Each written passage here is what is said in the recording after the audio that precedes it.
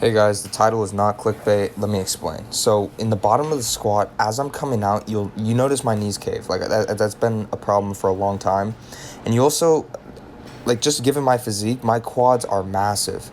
And I also noticed yesterday, I don't know if you guys saw the post about how to spot muscle imbalances with the pistol squat. My left side my left glute cannot stabilize during a single leg squat, and that goes sort of to Squat University's discussion about how to spot muscle imbalances, how to fix them. I don't know if everyone agrees with him, but I find some of his stuff pretty informing, although I don't like his cue of not pushing through the heels, because that's exactly what I did today. So today I did a variety of flat squats, or when I say flat squats, I just mean with my flat shoes and some with my squat shoes. So my squat shoes have elevated heels, so it puts a lot of the emphasis on my quads because I'm in a more upright position. And you'll notice maybe towards the end of the squat, you'll notice I kind of lean forward a little bit. Sort of like if you watch Ivan squat, you'll see how he'll descend and then kind of lean forward a bit and then come back up. It's not that his spine is being put in a bad position. It's just that his glutes are taking over the exercise. And I know from what am I even saying? I know for some of my heavier lifts, you'll notice I kind of go on my toes, and I think that's just my body trying to put emphasis on like my stronger muscles, which are currently my quads, which is really bad because my squat could be 10 times better if my glutes were actually involved. My glutes should be taking over like 80% of the lift, I think.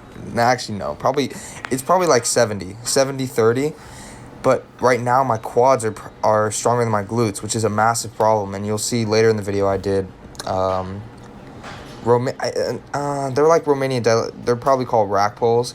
But I was just focusing on pulling my hips through, squeezing my glutes, and throughout the set and throughout my workout, I really focused on glute bridges and stuff like that. But I just can't establish a mind muscle connect. I am, but it's just really weak with my left glute. So that's going to be the main focus, especially from now on. And from my deadlifts, is that my posterior chain is so unbelievably weak. And I just think that my squat could be 10 times better if I improve it. Now, with the squat stance, you'll see my toes are pointed out in a pretty good position. I felt it. The mobility with the plate is really working. I felt towards the bottom, my knees can really go not just over, but also out. So the tibial rotation part. See at the bottom, my knees are way outside my toes. Now I still have some knee cave at the bottom. See that? But it's a lot better. And my toes aren't pointed all the way out. Now, that's just going to be something I'm going to be working on. I watched some videos by Smashworks. I don't know if you guys know some of his videos. But I saw some kettlebell exercises and glute bridges, but that's just going to be the main thing because I don't know how I can do it. I'm probably going to have to drop weight. Like, honestly, I'm kind of excited, though. Like, I knew this was a problem I've had. It's just, I don't know. It's hard to drop weight and work on the weaknesses, because then you're like, am I losing possible gains? Am I going to lose muscle? Am I going to do this, going to do that? But honestly, hopefully dropping the weight, just squeezing the glutes, squeezing everything will actually improve my squat in the long run. Because the main driving force right now is my quads. It's causing knee cave. Knee cave causes my back to round, and it's just not optimal. The squat should not be performed. Just hip extension in general should not be performed by the quads alone.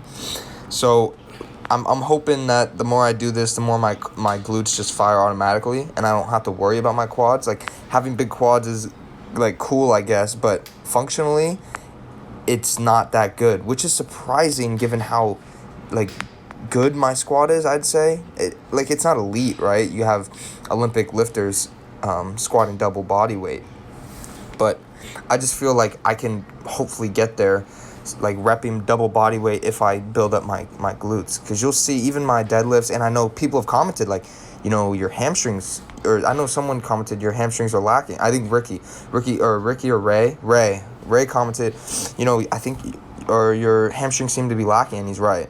He's 100% right. My posterior chain is awful. It compared like to the front, right? But hopefully just working on that, getting my hamstrings up, getting my glutes up, and just getting them to fire throughout the squat will shoot up my squat. That's just what I'm hoping, where I can pick up weight and be like, oh, this is what like full stability feels like. Because I feel stable in the squat. I feel kind of see, I don't want to lie, like I feel stable in the squat, but when I start to add weight, that's when everything kind of goes downhill. Because like I was just thinking even today, like when I would go super deep, I go on my toes, and I just think I know I said that in the beginning, but I feel like it's just a sign that my body's resorting to my quads specifically.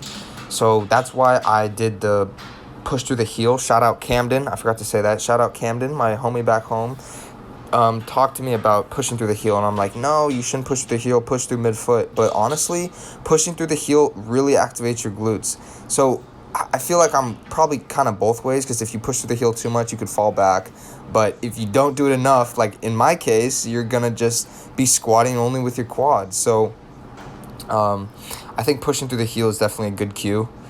I did that today, and it works. Right out of the hole, I could feel my glutes. Now, for the Romanian deadlifts, I feel like I can't fully lock out my left side. Like I can feel my right side lock out and like externally rotate at the top of the lift, but my left side, I just can't feel it. Like even with glute bridges, I can't feel that peak contraction. So that's just going to be something I'm going to be working on. Same with the pistols. I'm going to continue doing pistols, because those are a great indicator to see like how far along I'm getting with my like glute strength. Because eventually, I watched some videos on it. Eventually, if I get strong enough with my glutes, I should be able to do pistols. Like if I can do 300 and something pounds, I should definitely be able to do a pistol with my body weight. So that's just something I'm also going to work on. What else is going on? Deadlift should hopefully improve. And bench. So I'm still working on that pec and balance. It's getting a lot better. I'm working more just activation now, more externally rotating throughout the movement. I was doing I do some push-ups, and I noticed I was doing a lot of internal rotation. So I'm trying to fix that, trying to just increase my activation and hopefully get some higher numbers for bench, because I don't want to just keep this just lower body oriented. I'm not going to bench every day, but I definitely want to get some upper body compound movements in here, maybe get a much higher bench and upper body, because I know my upper body is lacking compared to my lower body. But that's for bench. Volunteer service. So the pavilion, the pharmacy tech job or volunteer opportunity that I've been talking about, I'm getting training this Friday at 10 a.m. And after that, I think it's a 3-hour training. After that, I will be able to choose my shifts and work as a pharmacy tech at the brand new hospital, which is very exciting. When I got the emails, it was like, wow, now it's actually coming true. So that's exciting. What else is going on? There's a meeting today for the community service club I'm in, so there's probably going to be other opportunities. I got to pace myself, though, because I know finals are going to be very difficult, and I don't want to stretch myself too thin. I know there was a vaccine clinic this weekend that I did not end up signing up for because I have a microbiome test next week, and I've been studying for that. I actually have my books right here. You can hear me flipping through my books, taking notes on that. That's hell.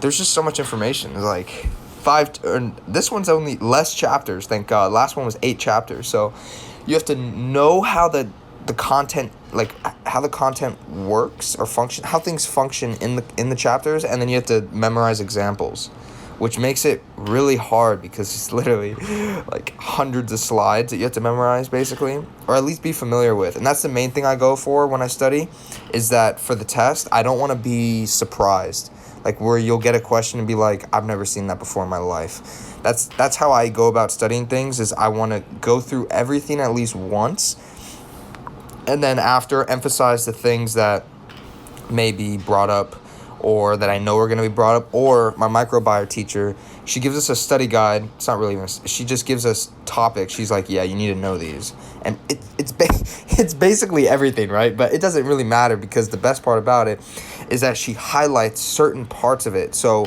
she'll highlight maybe questions 1 through 10, and then skip ahead 16 through 18, whatever, right? And the highlighted questions are the ones that are like guaranteed to be on the exam. So that's how I really focus mine, is that I'll go through the entire study guide and then emphasize the terms that are like definitely going to be on the exam.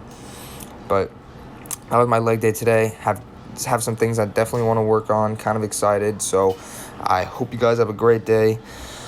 I don't think today's too busy for me, but I will see you guys tomorrow.